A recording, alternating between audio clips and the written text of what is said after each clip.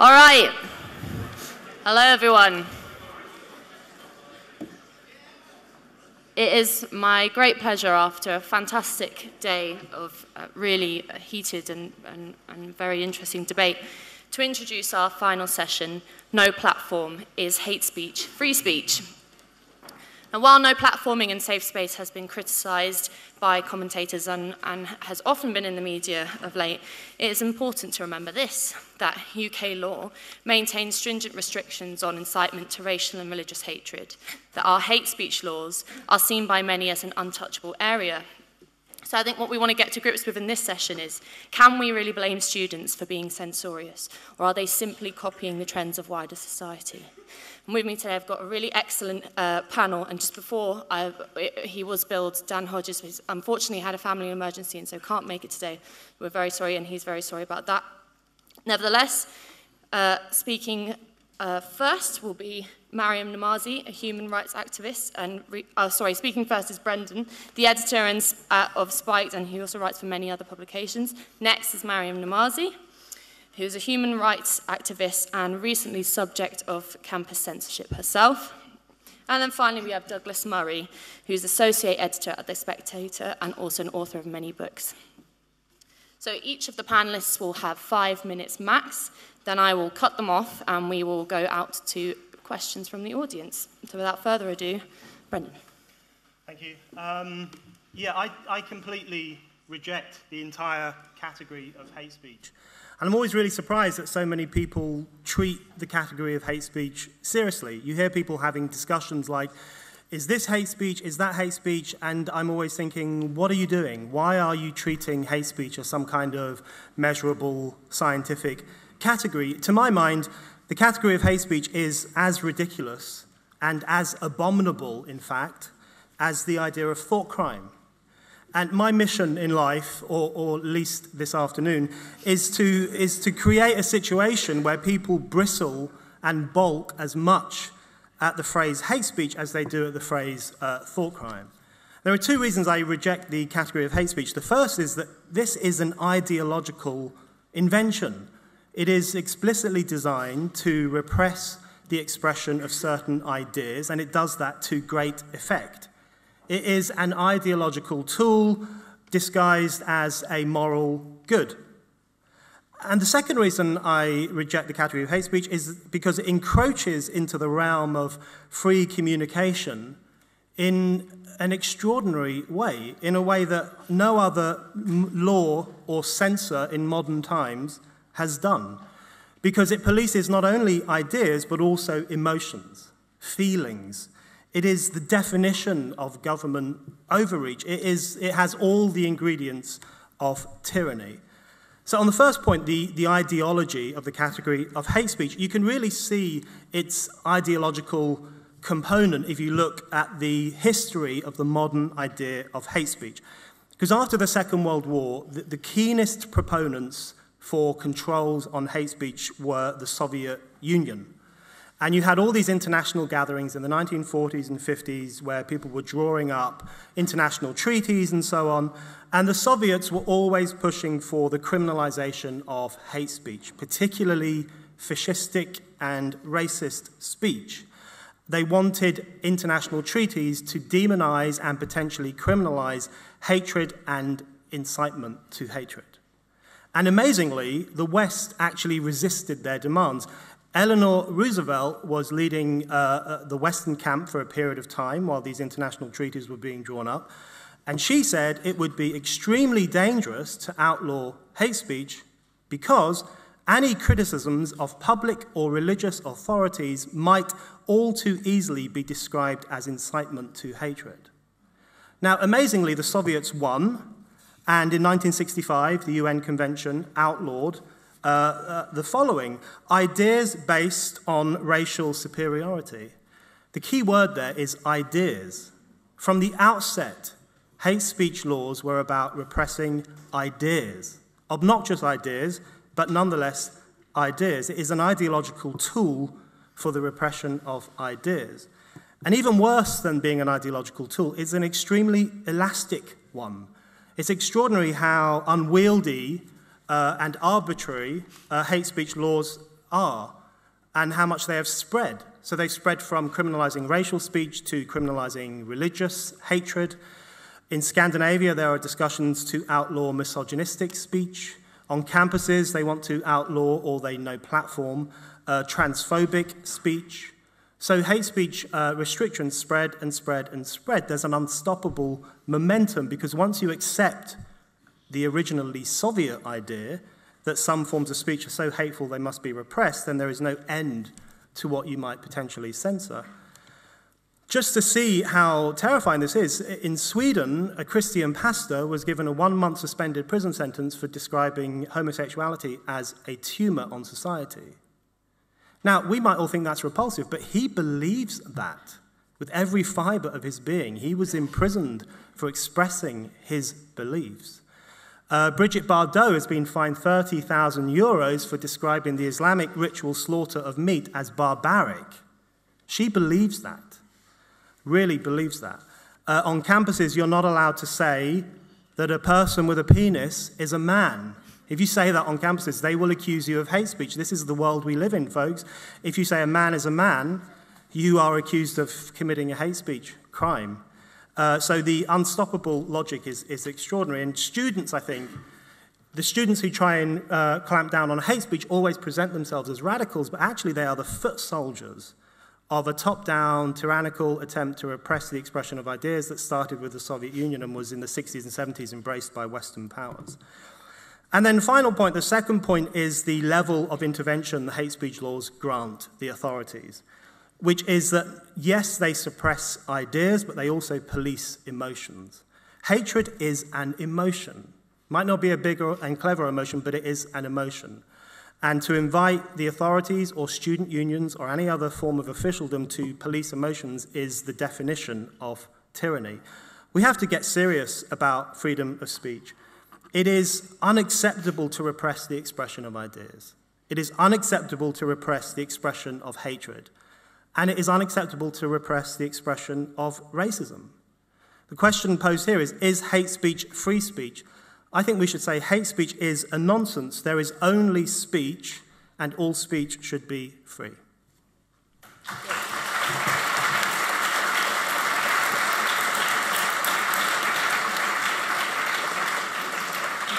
Thanks, Mariam.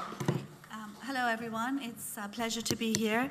I think freedom of speech in British universities is under heavier assault than ever before, in large part due to the proclaimed desire by the National Union of Students to maintain student safety by turning university campuses into safe spaces where students are apparently shielded from anything they might find offensive or hateful.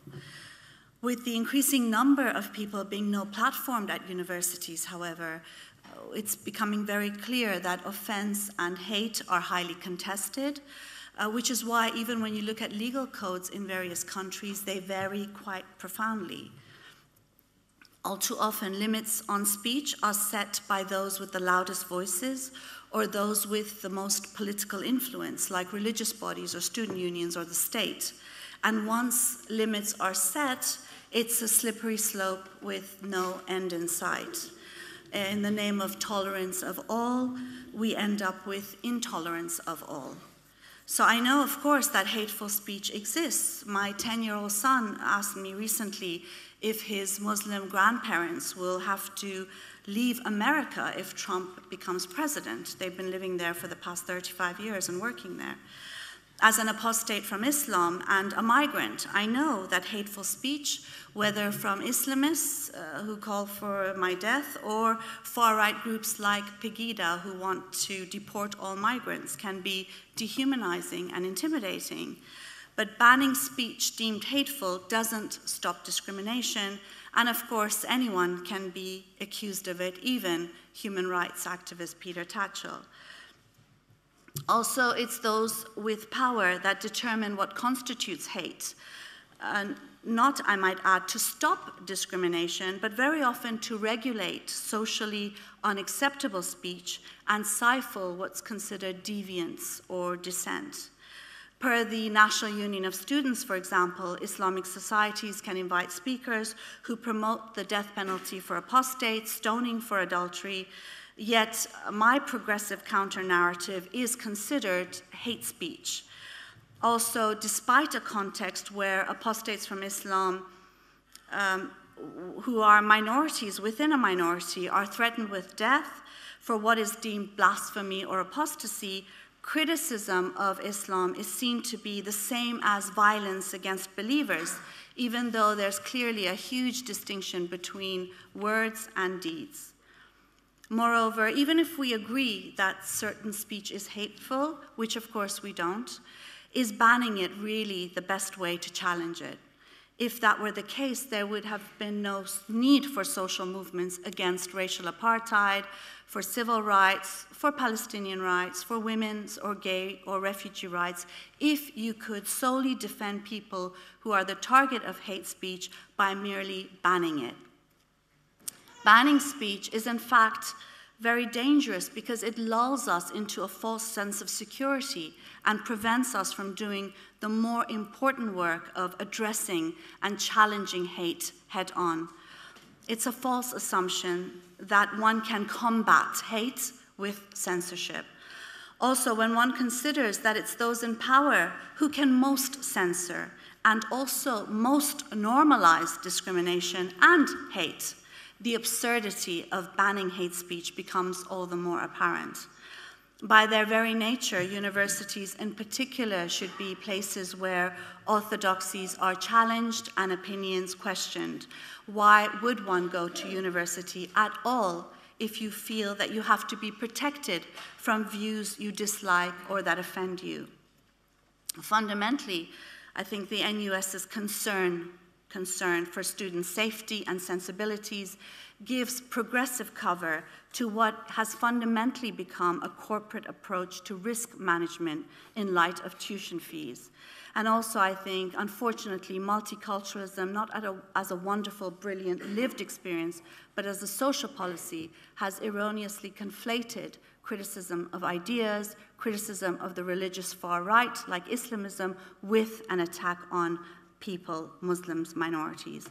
Clearly, free expression is vital for any university and for our societies at large. And it's not free unless it's free for everyone, including those whose views are deemed distasteful, deviant, and even hateful, as long as there is no incitement to violence. What we need is not more restrictions on free speech, but the opposite. What we need is a change in NUS policies that stifle expression and dissent on campus. As Salman Rushdie says, limiting free expression isn't just censorship, it's an assault on human nature. Human beings, he says, shape their future by arguing and challenging and saying the unsayable, not by bowing their knees, whether to gods or to men. Thank you.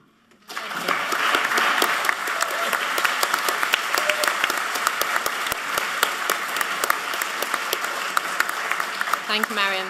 And Douglas. Well, thank you very much. Thank you to Spiked. It's a pleasure of a kind to be back at Conway Hall, which I've always sort of associated as being a venue of lost causes. So it's appropriate to be talking about free speech here, because it's a lost cause in the UK. A year ago, after the two gunmen went into the offices of Charlie Hebdo and killed 10 journalists and 2 policemen, I happened to be in a television studio and bumped into somebody from one of the tabloid newspapers, The Sun, and we were talking about what reactions people had to this. And he was about the only person who had a sensible reaction really to that. He said, well, we don't really care about free speech in Britain. And, you know, that's why we're in this situation. I said, really? I mean, you sure? He said, well, you know, just before this happened, the main thing that was happening was that there was a big debate about imprisoning one of their columnists, Katie Hopkins, for saying something about Scottish people.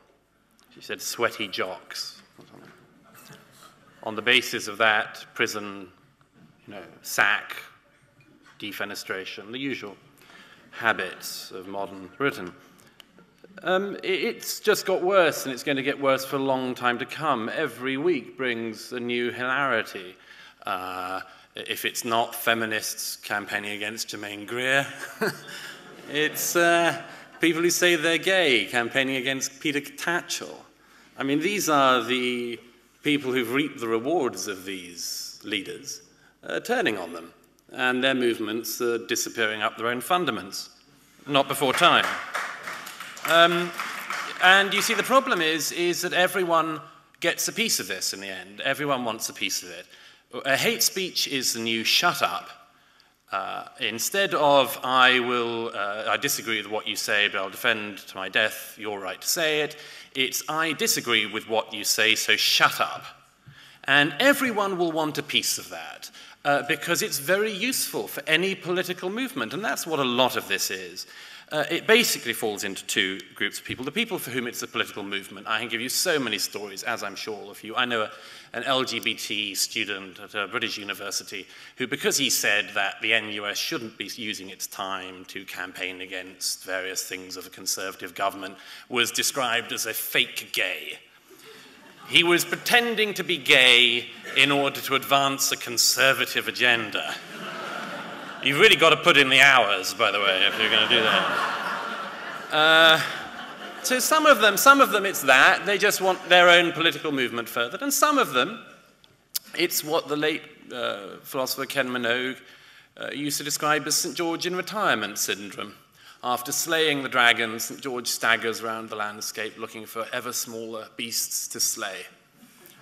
This is what these people are. They find meaning in their lives, I think erroneously, from social justice movements, and they can't bear it. The dragons are all dead, but they've got to find new ones, and that's why Peter Tatchell and Germaine Greer become the biggest threats to our lives.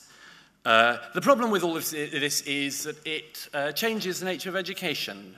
Even when I was at school and at university, education was broadly believed to be a good thing because it was about the pursuit of truth. Truth is not a defense against these people. It's purely feelings and hurt and the potential for hate. You never hear people saying, but what I have to say about this might be true, and it might do you good to hear it.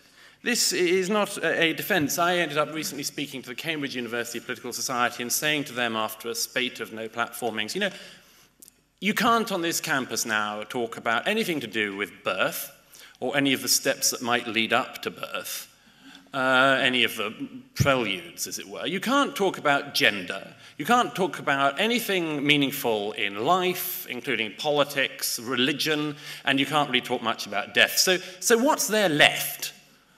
And if you're not going to do the thinking on this, who is? Do you want the students at Hull to be leading the charge? Do you want it to be the students at another university or in another country? Or do you think it's possible at some stage that you might allow your fragile minds to take in some of these ideas yourselves? Look, there are very specific problems. The problem of ISOCs, which Mariam pointed out, is the one that's come up behind everybody. They don't realize these are highly politicized movements that are advancing an agenda, and they produce 5 people, all of whom think the same thing, and they pretend that's the mainstream of debate. Obviously, you have to counter that. In the meantime, very quickly, the point is that in a more and more pluralistic society, we seem to have decided that the only way to keep harmony is to shut everything down. And I think that's exactly the opposite. In a very pluralistic society, you're going to have to hear more and more voices, and you better get used to it. And in the meantime, when it comes to university campuses, there will simply be a very clear divide. There will be some universities where the kids are clever enough to realize that they should hear other ideas, and there will be some where they don't. And people just won't bother going to the ones that don't. I don't accept invitations to go to places where I think there's going to be some bother, because it's not that great a thrill.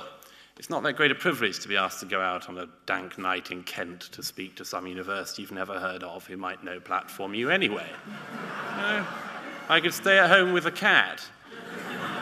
So there will be some students who get this, and I just hope there are more of them, but it'll be a long time until they're a majority. Okay, thank you, Tim.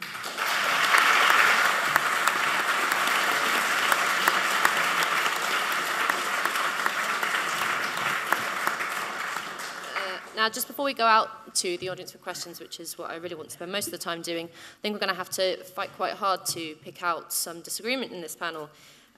So Brandon, let me ask you, I think the other two speakers have talked about this being a problem mainly with students, and I just want to know whether you think this is an emergence of, a sudden emergence of soft-hearted students, or is the problem bigger than that? I think it's bigger than that. There's definitely something wrong with students.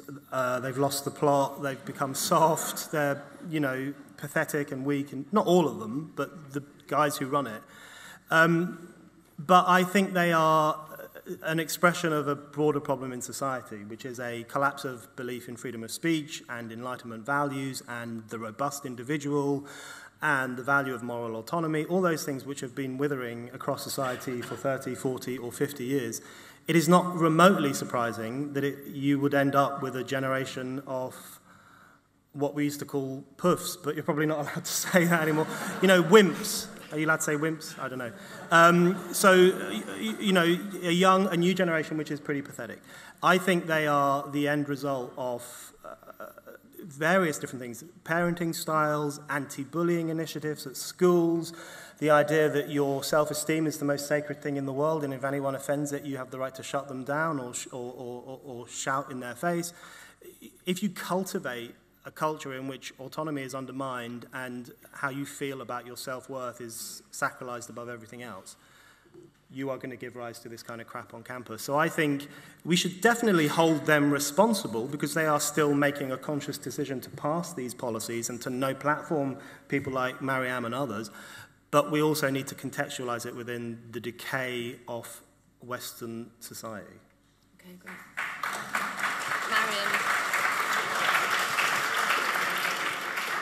Mariam talked about having a problem with incitement to violence there. You mentioned that. And would you call yourself a free speech absolutist, or do you have a line? Yeah, I mean, I do think that, you know, when you do have a line, it's going to create problems. That's just how it is. I mean, the fact of the matter is that I don't like a lot of things Pegida says. I don't like a lot of things the Islamists say. But if I want free speech for myself, and for those who dissent from them, then I also have to defend their right to speak. I mean, in a sense, when you defend free speech, you do have to defend a lot of really horrible people. And I think that's the reality of it. You know, I do think there's a line where your speech is deemed hateful or offensive versus you're actually inciting violence. And I would think, you know, a lot of Islamists are inciting violence, though it seemed to be the cuddly right to religion because of the world we live in now. But I do think there's a line, and the line is if you're actually inciting violence. But if you're speaking, I think we should let people speak. I have confidence in my position. I don't need you to censor anyone for me, because if I disagree with their speech, if I think their speech is hateful, I will challenge that speech with better speech. And I think, you know, if we're going to move forward, we have to hear speech that we don't like, that we find uncomfortable. That doesn't mean you're not free to challenge it. Of course you are, you know. And I think it's better for all of us if we can hear speech that's uncomfortable, but also be allowed to challenge it. Okay, great, thanks. And Douglas. In previous sessions, we heard people talking about student censorship being enacted by a small but vocal minority, and I know you said that there's this idea that nobody cares about free speech anymore. Do you think this is the case with all students, or do you think that, do you agree with this idea that it is a small but vocal minority? It's a small minority maybe, but they have a lot of bang for their buck. Because, you know, I have a lot of sympathy with most students. You're starting off in your career, you live in an age when a single slip of the thumb in a tweet could lead to a Twitter storm, could lead to online attack, could lead to you basically losing your place at university or becoming the subject of an international firestorm on the media. You know, that's different from 20 years ago when if you said something stupid as a student, you know, your friend might tell you what a git you were. But the world wasn't going to turn on you. I mean, students are trying to find their way through a very, very difficult period in information technology. And in that situation, you know, nobody wants even a totally erroneous accusation of, you know, racism, transphobia, homophobia, or anything else. They don't want it out there because, you know, after they leave, they're going to try to find a job to pay off their student debt, and they don't want somebody who Googles them to be, you know, my God, this is some terrible person who believes that there are men and women and that they're different things. You know, and you know, and I don't know, this is some terrible racist, Islamophobe, homophobe, etc., etc. You know, this guy's got a clean record. You know, who wants to bother? Who wants to bother looking into it? So that's the problem, is that the small minority carry the most powerful stick of our time. And that's why they win.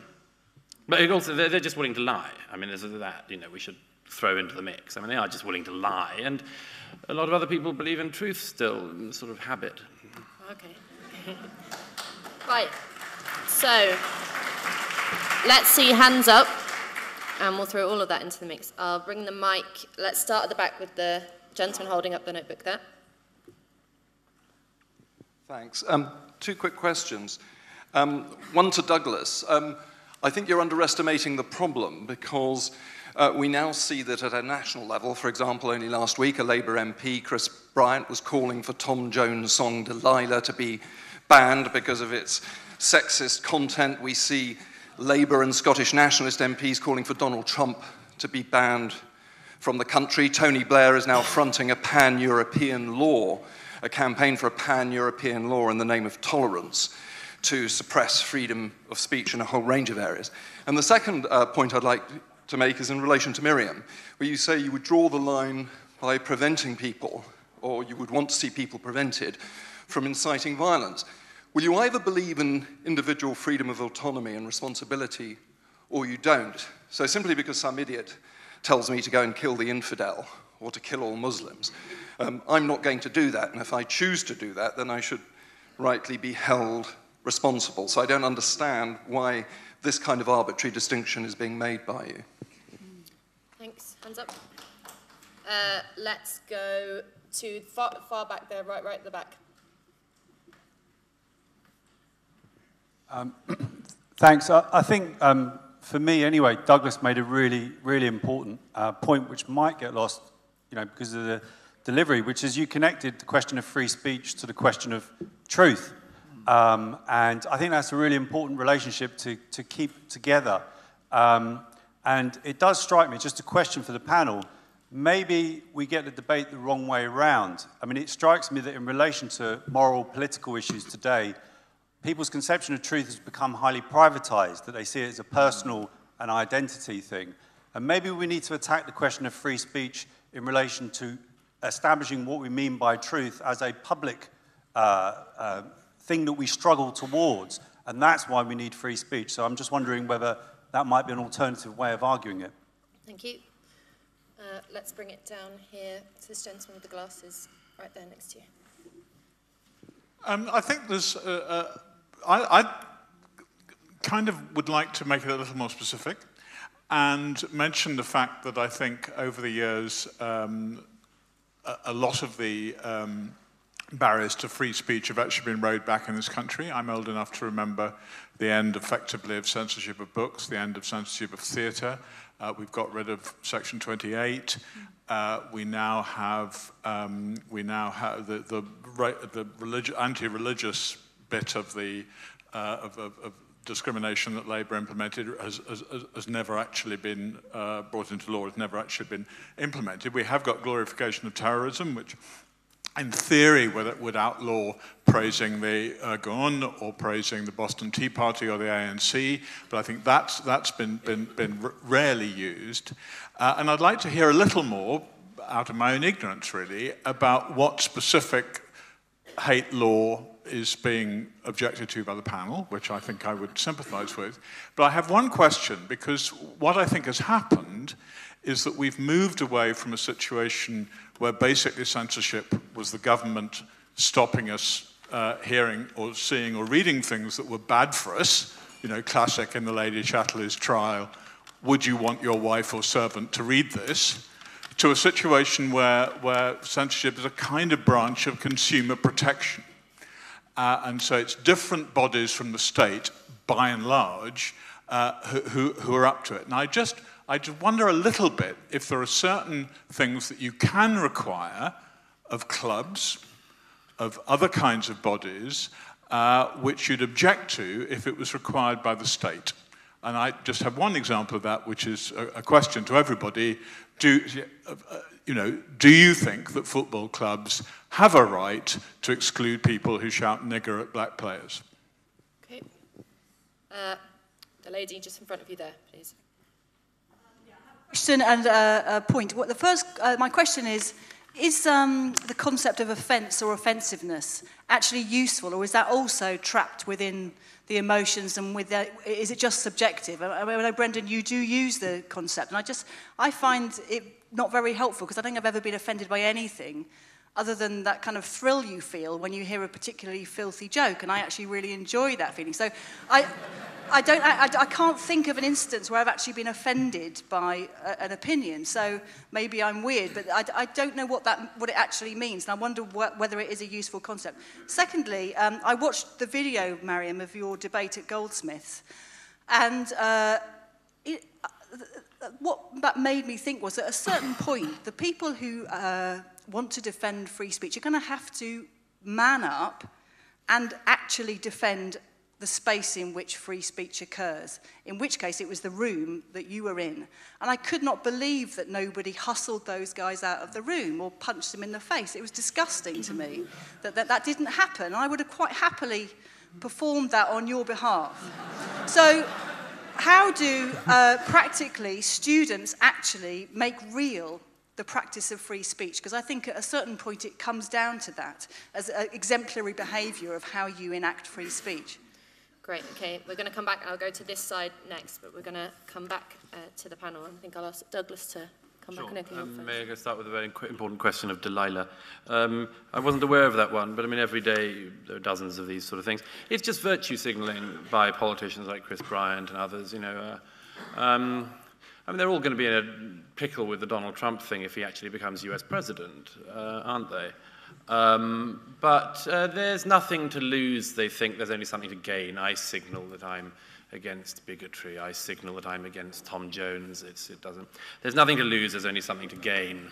The gentleman at the back here, I'm glad you picked up on that. It's true that truth should be the defense, and it should be the basis on which one puts the pegs down to bed in and fight back.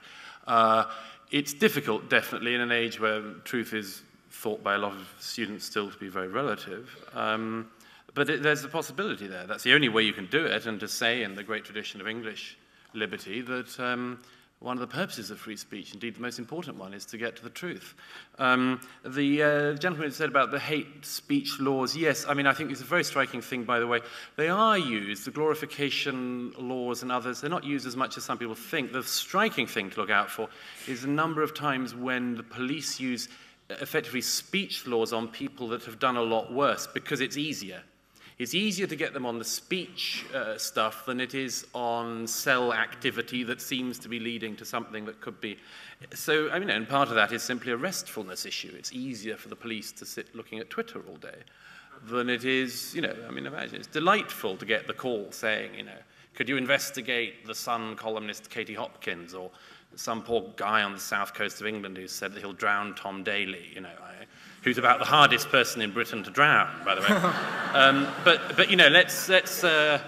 let's get that guy. It's easier than a real day's work. By the way, the last time I was speaking at this hall, I think, some years ago, was another reason I have bad memories of this place is that there are about 150 Islamists standing outside in the group from Anjan Chowdhury's group, which were banned after that evening, shouting kuffar, filthy kuffar, and fucking faggot at me. About 150.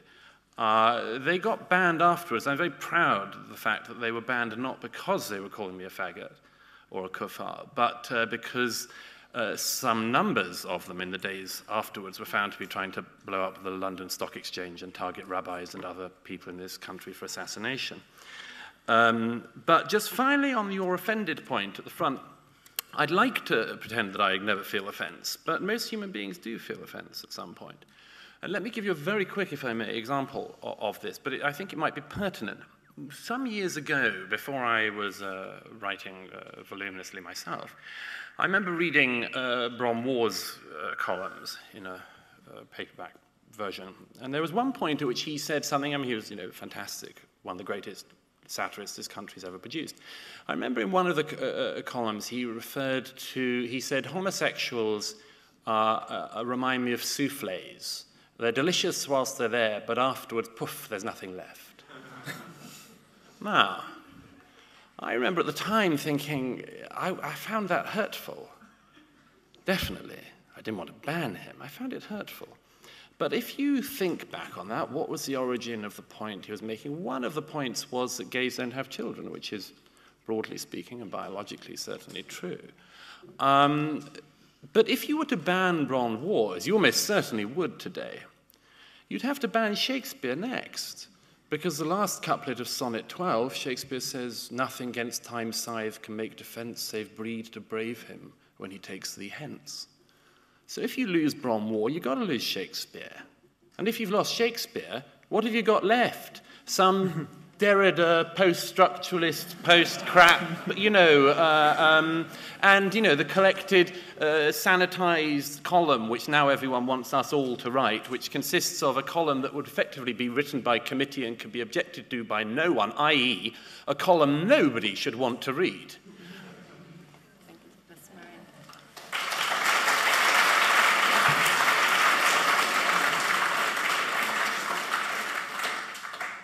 Going back to a question a gentleman asked over there about I think it was you, the distinction between hate speech and incitement to violence. I think there is a real distinction there, and you have to be able to prove real harm in a court of law. I think otherwise, I think there's so much hate speech going on. For me, I think lots of the ayahs of the Quran are hate speech. So are verses in the Bible or Torah or what have you. A lot of politicians, I think it'll be hard to find one mainstream politician that isn't perpetrating some sort of hate speech or offense, and I think what will happen is that eventually no one will be allowed to speak. And is that the best option that's available to us? I think we need to have the confidence that if we find speech offensive and hurtful, and you can be sure that I've heard a lot of speech that I find offensive and hurtful. Nonetheless, we need to be confident enough to be able to challenge that with more speech, with better speech, rather than coming down on the side of censorship. I think the reality is that when we're talking about speech or any right, it is the right of us, the people, vis-a-vis those in power. And when we advocate for restrictions, we're actually handing over permission to states and those with power and influence to silence us. Because the reality is that eventually we are the ones who will get silenced, as is being very clear. The no platform against fascists was something a vast majority applauded, and now you've got Peter Tatchell, facing it. So it just shows that it's a slippery slope which leads us to no one being allowed to say anything, and I think that is hugely dangerous.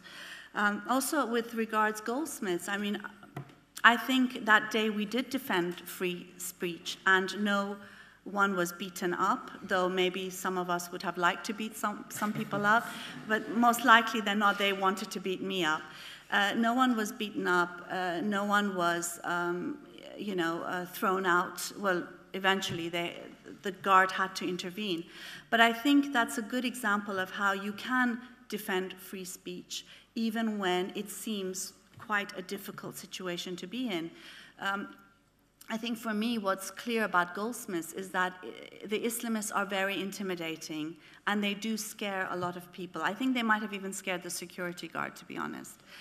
And, and that's a reality. After Goldsmiths, I got letters from Muslims who said that they agreed with me, but they were too afraid to say anything.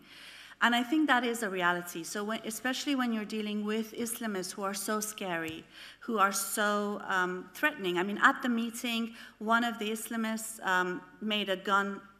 pointed a gun at one of the audience who was speaking up.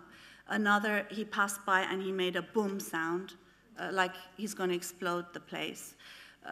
you know, so all of these threats, as well as trying to shut my PowerPoint, walking back and forth past me, you know, could be seen to be intimidating, you know. And I think we have to take that into consideration as well. It's not always that easy when you're in that situation to stand up for free speech. And I think you could see how many of the students were very cowed. Close to the end of my talk, a lot of people clapped for me, and I was actually quite surprised, because at the beginning I thought no one agreed with me, you know, because of the climate that they had created. So I think, you know, if we stand our ground, eventually we will win. It's hard work to do, and we have to understand how difficult it is for students to speak up very often as well. But I think, again, you know, defending it, we don't need to come to blows. We just need to say, we're going to speak no matter what. And I think I did that by just refusing to let the meeting be cancelled, and that's the sort of things we need to do. Just one last thing I want to say is on the issue of identity. You know, what's happened is that students very often, and society at large, we're no longer showing solidarity with ideals, but with identities. And that's why we're getting it so very wrong. The lesbians, the LGBTQ plus society, or the feminist society of Goldsmiths sided with the Islamic society against me, because they only see the Muslim identity and they don't see the dissent. And I think we need to move away again from identity politics and, you know, real social justice, which means fighting for ideals, for truth, for universal rights and freedoms, irrespective of the identities of those involved.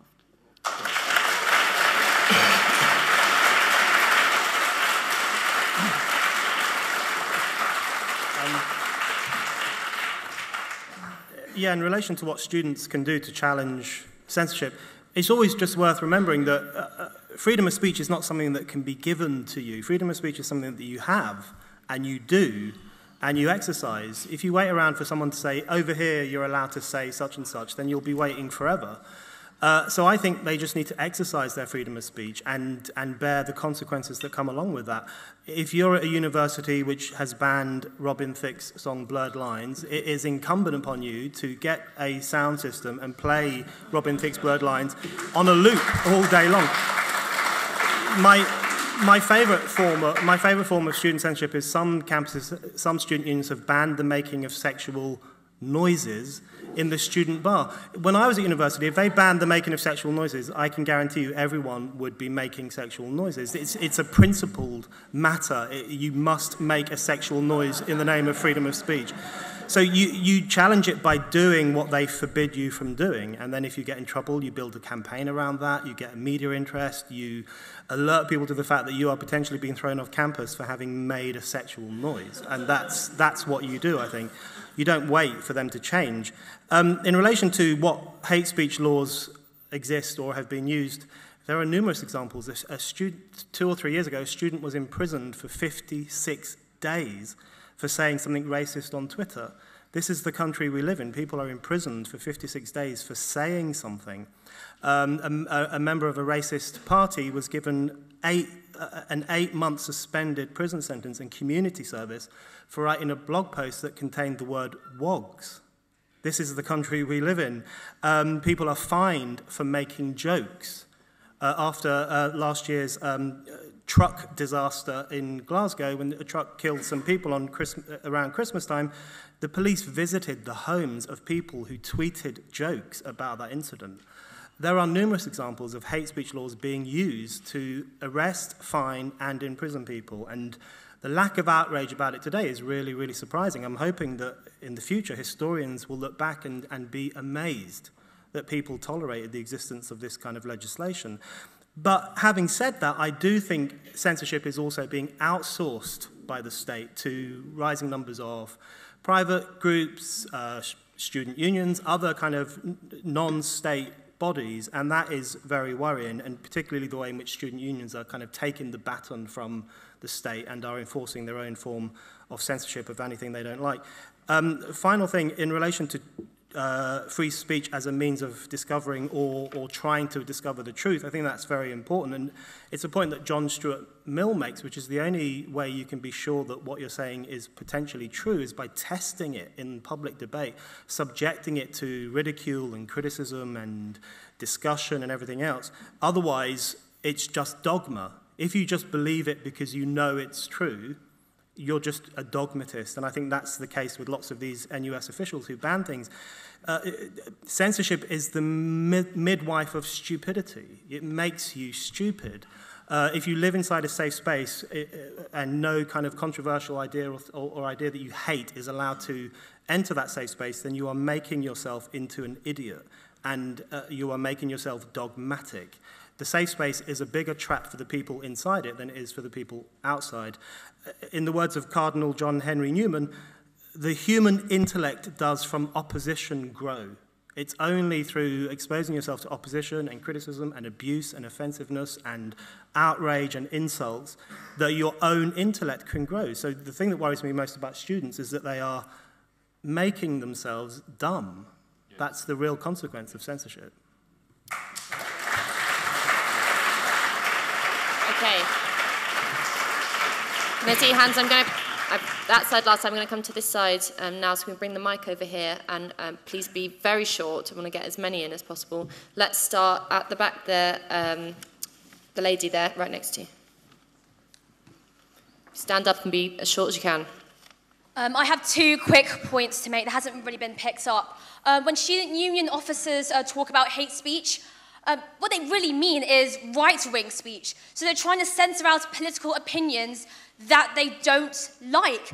And I'm just wondering, is this like a reflection of how standards in British education are falling because they're incapable of actually presenting reasoned arguments, logic and facts and evidence to disagree with opinions that they don't like?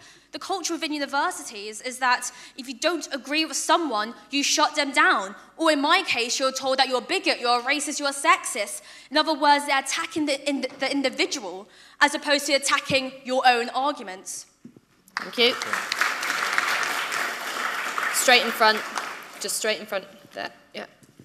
I don't think we really realise how deeply entrenched in our establishment that hate speech actually is.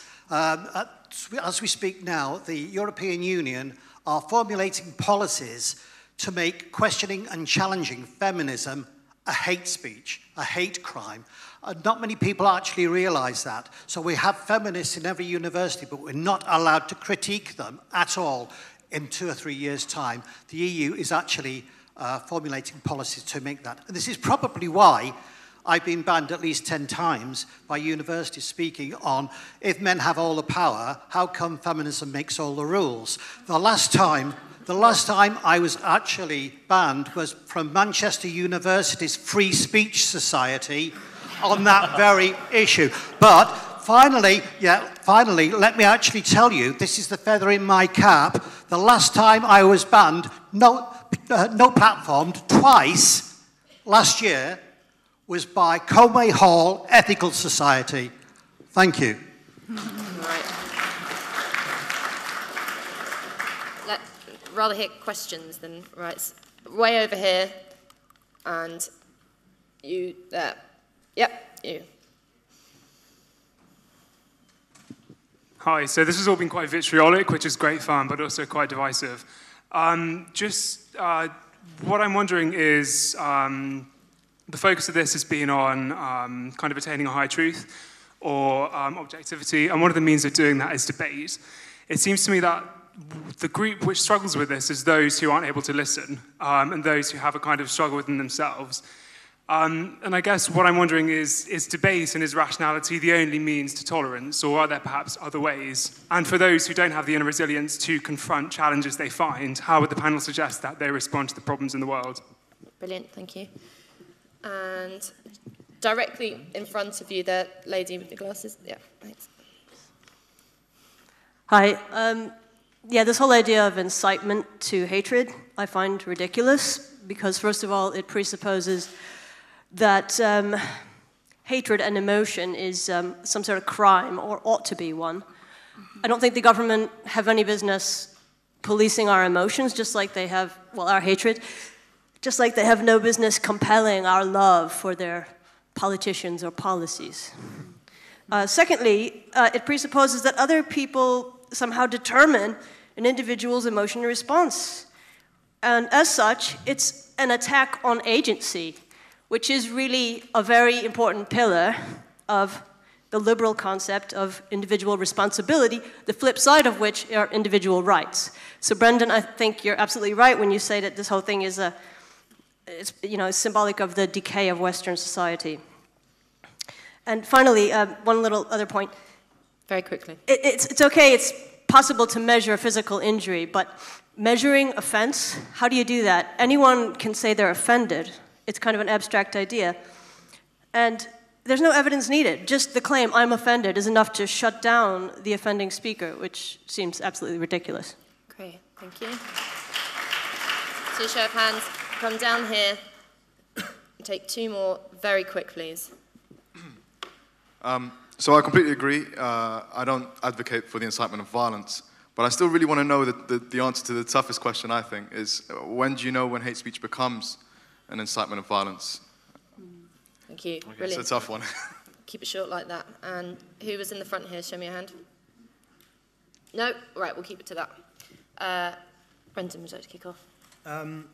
Yeah, I think on incitement to violence, well, it's very difficult to know when hate speech becomes incitement to violence. That's the problem with having these clear boundaries. And I don't think I'm in favour of censoring incitement to violence, because often what it means in the context of where it's happened is, for example, an Islamist praising what happened on 9/11. I think people should have the freedom to praise what happened on 9/11.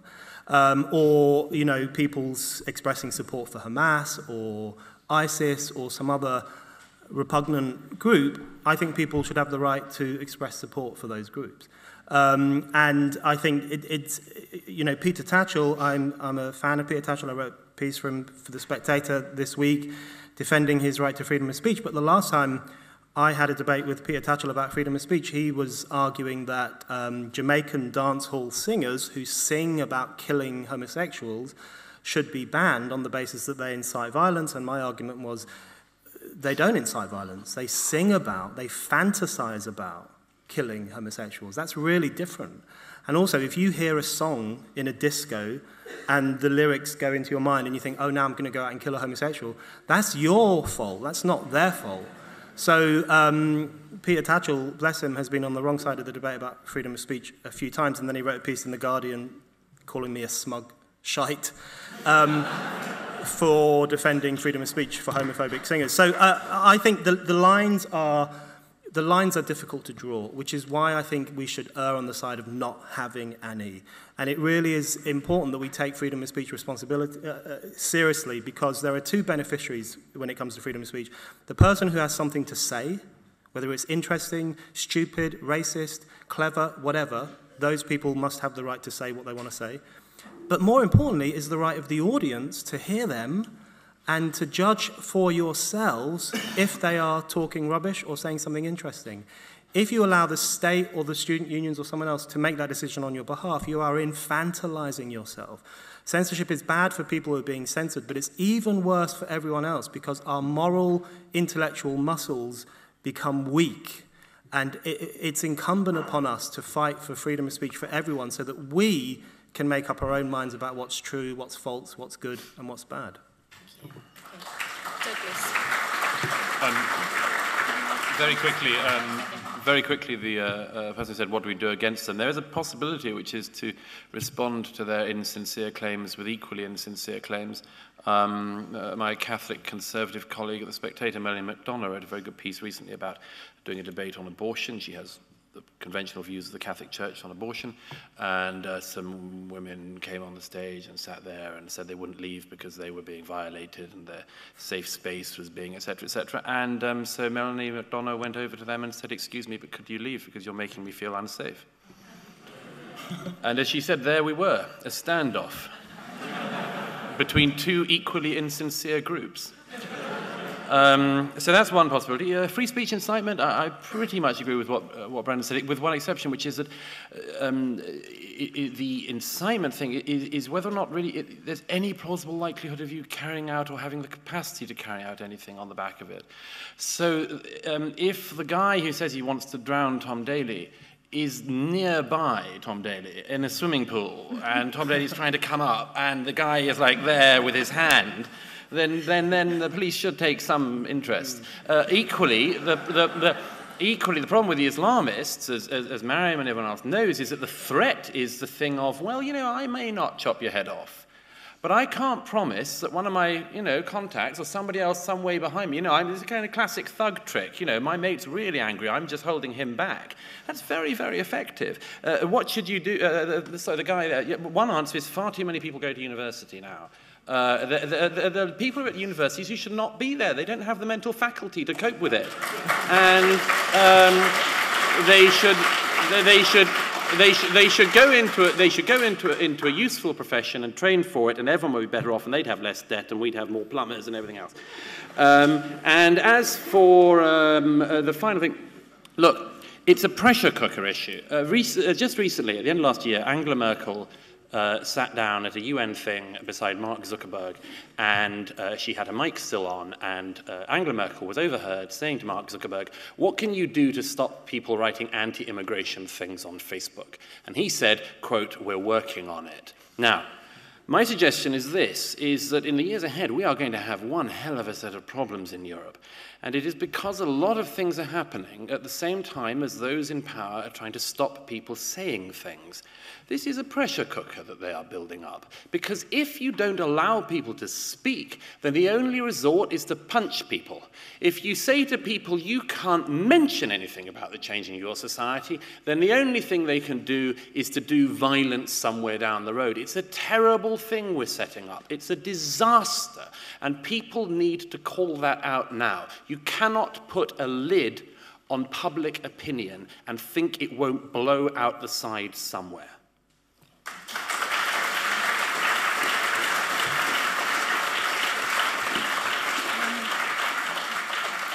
Just a couple of points. I disagree with using the concept of safe space if you oppose it to begin with. I mean, you know, during my talk at Goldsmiths, I talked about Bangladeshi bloggers being hacked to death by Islamists in Bangladesh. The Islamists were laughing when I said that, and they were shouting out safe space every time I criticized them. You know, obviously I felt slightly unsafe in that meeting, as did many others, but if I'm going to use the same argument, there's no point to that, and I think we need to stand by the fact that you cannot use safe space in order to silence criticism. I also want to defend students. I mean, I think that it is a bit unfair to blame students for the situation that we're faced with today. You know, this is decades of British government policy, whether it's the Labour government or the Conservative government, in perpetrating a sort of climate where, you know, a multicultural social policy, where identity politics reign supreme, where oftentimes communities are seen to be homogeneous, and where the government has outsourced a lot of, you know, the managing of migrants and the Muslim community to Sharia courts and to Islamic organizations and so on and so forth. So this whole identity politics that the NUS and students are perpetrating, it has been state policy for quite a while, whether we're looking at faith schools or anything of that other nature. The last point I just want to make is that there is clearly a distinction between speech and action, and I think it's not right to say that even incitement to violence is the same as incitement to hate. It's not. And I think Douglas made an excellent example. I think, and legally, there are legal frameworks for that. You have to show that there is direct and imminent harm. And I think that is where incitement to violence is a very different thing from hate speech. Hate speech is speech, and like any speech should be free. Incitement to violence is a very different thing. Okay, great, thank you. We are running out of time, so I'm going to take 3 questions, and then we're going to come back to the panel for closing remarks. Please keep this very brief, or I will get the mic holder to cut you off. Lady right at the back there. There. Very quick, please. Yeah, just a quick point about, it's all been talked about in terms of offense, but there's also an element of snobbishness towards the masses when it comes to the idea of hate speech. The idea that football fans who sing Delilah go home and hit their wives, and not in a sexy way, or just generally, you know, or Pegida in Germany, especially, the idea that hatred is something that incites a new, third or fourth Reich that's going to come. So the idea of disdain for the masses, that is inherent within the idea of hate speech. I think maybe you could mention something about that. Okay, thank you. Let's go to the gentleman here in the aisle. Just there. Thank you. The idea of what is offence and taking offence, I think, was very well illustrated by a television programme a couple of months ago. There was a series called It Was All Right in the 60s, 70s, 80s. They had a panel of sort of D-list celebs who were watching old, mildly racist or sexist sitcoms and outdoing each other to see how much offence they could take. I think one of them, after seeing some sort of mild bit of sexism on an old Terry and June thing, announced, "Oh my fucking God, how did they get away with that?" Okay, thank you. And let's come right to the front, please. This lady down here. Hello. Hello. Just a headline for Douglas, which has just come up on the phone. British police have promised not to tolerate any speech that could cause offence on social media regarding Syrian migrants after arresting a man for Facebook comments made about recent arrivals on his small Scottish island. So. Okay, and let's see hands. Okay, this lady here in the aisle. Please be very quick. Yeah, I just wanted to ask Mariam, I know she said that she thinks you should challenge hate speech, or speech basically, head on. But what do you think about no platforming? Have you no platform? I thought you have no platformed people. Okay. Have you yourself? And I just thought, given that you were no platformed yourself. All right, fine, thanks. Okay, we're going to have closing remarks now. Sorry, we don't have as much time as we would like. Douglas, can we start off with you? Yeah, sure. Very quickly, by the way, there's something I meant to say before as well. I listened to about the last 15 minutes of the last panel, which was a great demonstration of why you need more speech. The guy sitting in the chair I'm sitting in here was woefully uninformed about what he was talking about. He seemed to think that on the basis of some NUS jolly, he understood the Middle East peace process problems and had decided to attribute blame. Now, that guy, when he grows up, I hope he learns more. But in the meantime, one of the biggest problems we deal with on this is that whilst everyone's talking about their feelings, no one's talking about the facts.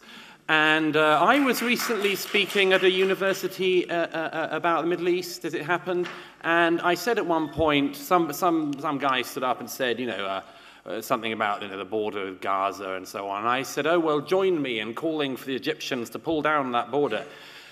And I could just see that everyone sort of started getting out their phones. Border, Egypt, Gaza. Oh, these are people who think they can solve the Middle East peace process, but they couldn't point to Israel on a map.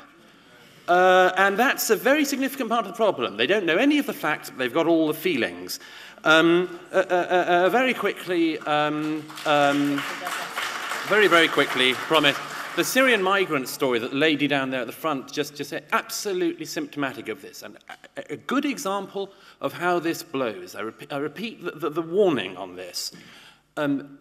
Next time something like what happened in November in Paris happens in a European city, and if it is the case that anybody involved happened to come through routes from Syria into Europe, European leaders have been found in the meantime to be stopping anybody saying that that is a potential problem. You have a powder keg. I'm not a fan of powder keg theories, but there is one right in front of us. Shut down people saying things, and then something happens, and it turns out that no European leader can speak to the people because the people know the European leaders are lying to them. This is a catastrophe, and we're setting it up. Okay, thank you. Okay, just a couple of quick points. One is on the issue of no platforming. I've never no platformed anyone. I think the far right in particular have the mistaken idea that if I'm pro-free speech, that means I'm not allowed to challenge or question them. Well, I'm sorry. They have the free speech to talk bigotry and hatred against migrants, against Muslims, as I have the free speech to challenge and criticize them. So I think that that's where some of the controversy around this has taken place, and I've been accused of no platforming. They simply don't understand the term. The other issue I want to say is that I think, one point on this matter is that when we say that speech is hateful, we are homogenizing groups of people that we say then are feeling that they're discriminated against or they're feeling hate against. But no society or community is homogeneous. You've got, Fatima Naout in Egypt being sentenced to 3 years in prison, also because she criticized Islamic animal slaughter. You've got Roya Nobakht in Iran, who's facing a 20-year-old prison sentence because she has said the Iranian regime is too Islamic. Therefore, it's something that is a global issue and one that we need to defend, if only because we need to defend free thinkers in countries where they face death for saying many of the things we say today. The final thing I want to say is that I am sick and tired of people telling me how to speak. It's fine, you're allowed to criticize, but don't offend. Don't be provocative. Well, I'm sorry, until the day I'm told that because I am an apostate, I should die, until I'm told that what I'm doing is blasphemous and deserves the death penalty, well, I'm going to speak, and I'm going to speak as loudly as I possibly can.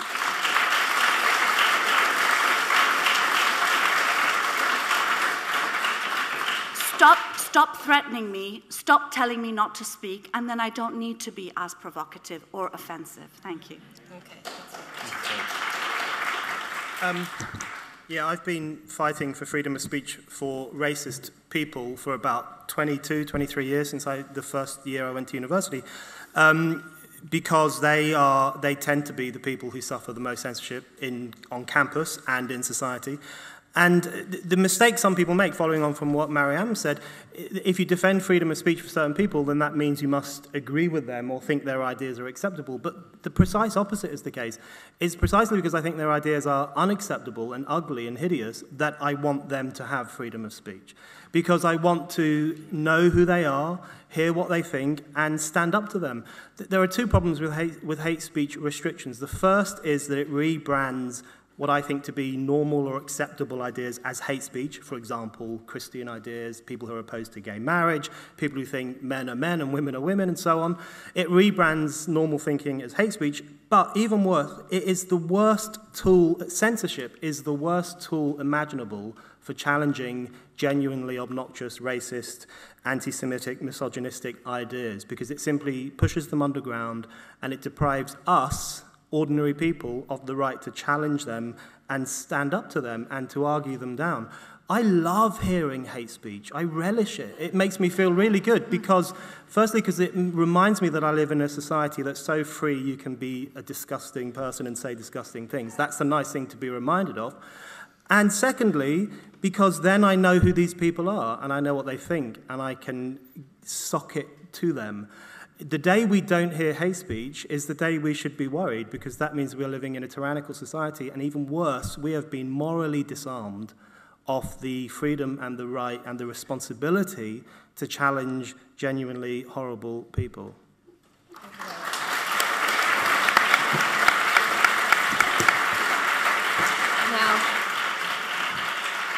Before I thank my panel, I'd just like to and thank all of you, I'd just like to let you know what Spiked is up to, because we are serious about free speech and we seriously want to change the censorious climate on campus and in wider society, not just report about it. And so these are a few ways in which we are currently doing it. Every year we tour across campuses and host debates on free speech and engage with students and challenge them. Through that, we also recruit a whole host of new student journalists who are at the cutting edge and writing about this daily. We're in the process of setting up speakeasy groups and free speech societies across a big range of UK universities, so it's not the case that all students are the problem. And of course, our free speech university rankings, which has really blown up this year and is a key thing to look at if you want to look more into this thing. This is the year that we are really going to change things, and this conference is far from the end of it. So this is a rallying cry to all students in the audience who are sick and tired of being told that they can't say that, come and collar me and Tom and get involved. Thank you, everybody. Thank you to Conway Hall, to the Spike team, to our speakers and our audience.